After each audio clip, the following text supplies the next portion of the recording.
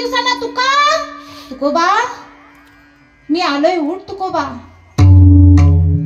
तुकोबांनी डोळा उघडावा आणि साक्षात भगवंताला समोर पाहावा. आनंदाचे अश्रू आले, अंगावरती रोमांच आला. तुकोबांचा आनंद गगनात मावला.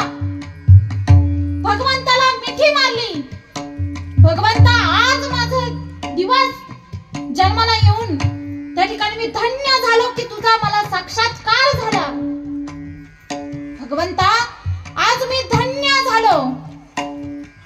15 दिवसा माझी भगवंताचं स्वरूप त्या ठिकाणी ज्या भगवंता करता तुकोबांनी ध्यान लावला तो भगवंत साक्षात डोळ्यासमोर उभा आहे. आनंदाचे त्या ठिकाणी अश्रू वाहत आहे.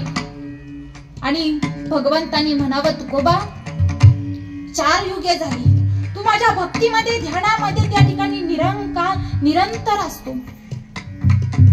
आज मला या ऋणातून उतराई व्हायचं आहे. मला या ऋणातून उतराई व्हायचं आहे. म्हणून तुकोबा, काय पाहिजे तुला? माझ्याकडे मागून घे. अरे 4 युग झाले तू माझ्याकडून काहीच मागितलेलं नाही. तू आज माझ्याकडून मागून घे. देवा, हीच का माझी खोटी भक्ती आहे का? हीच माझी खोटी भक्ती आहे का तू मला मागणं मागायला लावतो? माझ्या वडिलांची मिरासी का देवा?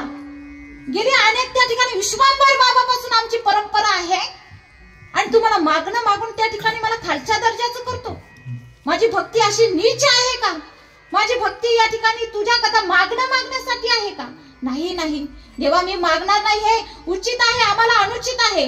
काही मागणे आम्हानुचित, काही मागणे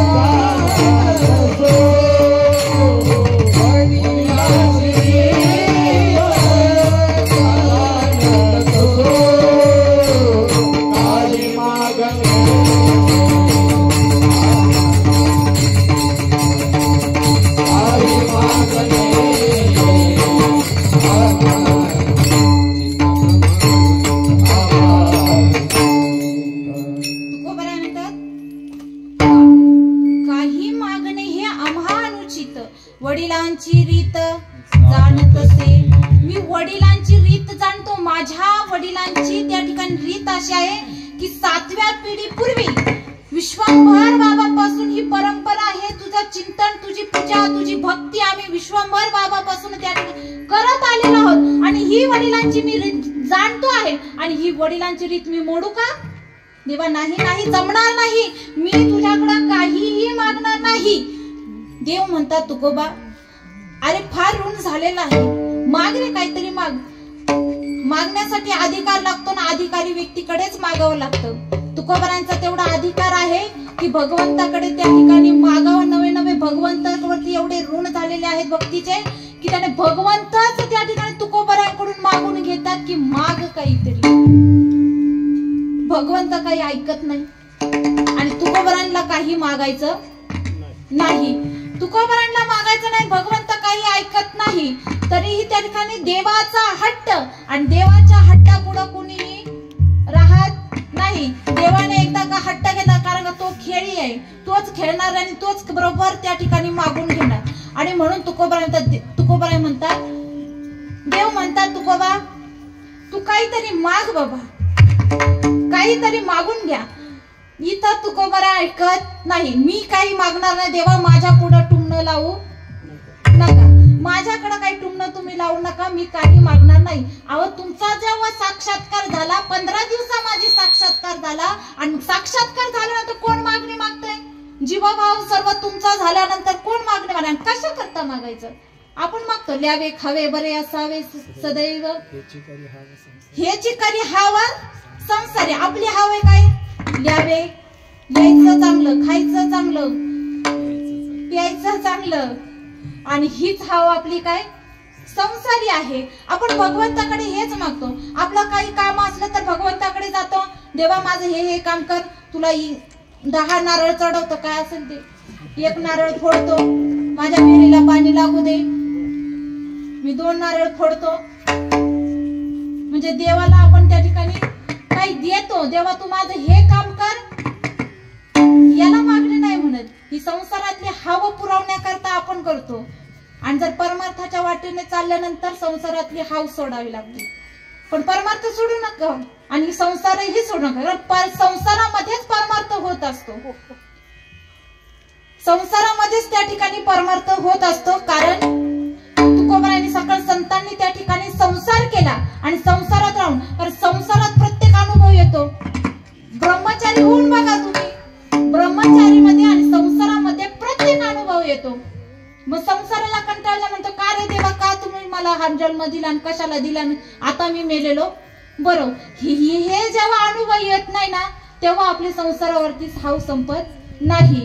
जेव्हा का संसारामध्ये चटके लागले तर बरोबर माणूस त्या ठिकाणी परमार्थाला लागतो. पण यामध्ये सत्व, रज आणि तम, रज आणि सत्व, तुम्ही आता संतांनी सांगितले तम सोडून टाका, रजही सोडून टाका, आणि सत्वाच्या मागे जमेल का बाबा?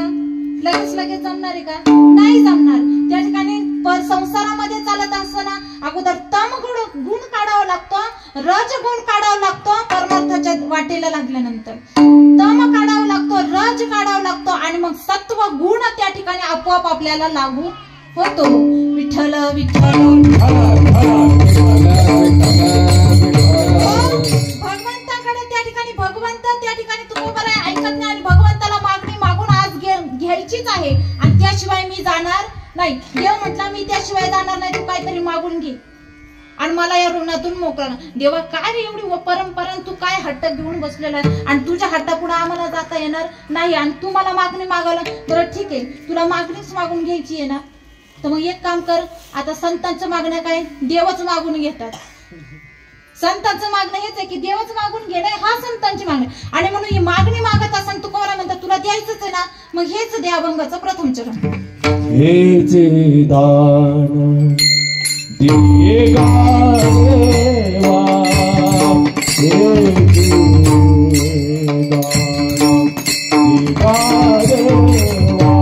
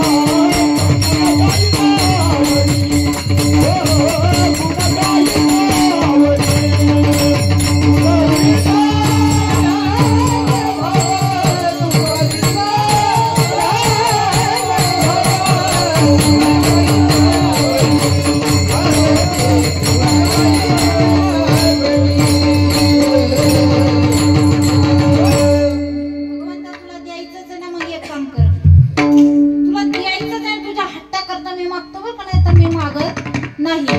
बरं मागणं तर ते मागून घेतलं, पण मागणं मागून भगवंताकडून घेण्याऐवजी भगवंताने तुकोबरायांकडून मागणं मागून घेतलं. काय मागू तुला द्यायचं म्हणतो ना, मग हेच दे, हेची दान दे गा देवा. ऐक बर का देवा, नीट ऐक, तुला द्यायचं म्हणतो ना म्हणून मी मागतोय. हेची दान दे गा देवा, दान दे बर का. भगवंत मागून घेतात आणि तुकोबराय दान घेतात. हेची दान दे गा देवा आणि तुझा विसर न व्हावा.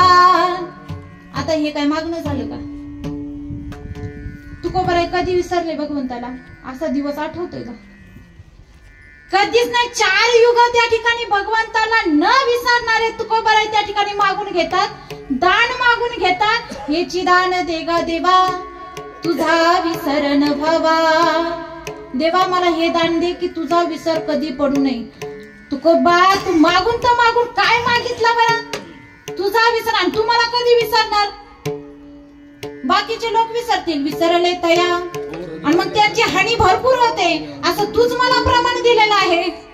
तुकोबरायांना त्या ठिकाणी ते प्रमाण दिलेलं आहे की तुला विसरल्यानंतर माझी हानी होणार आहे, असं तूच प्रमाण दिलेलं आहे. आता तू तर कधी विसरणार नाही. मग हे असं कसं मागणं मागितलं की हेची दान दे गा देवा, तुझा विसर न व्हावा.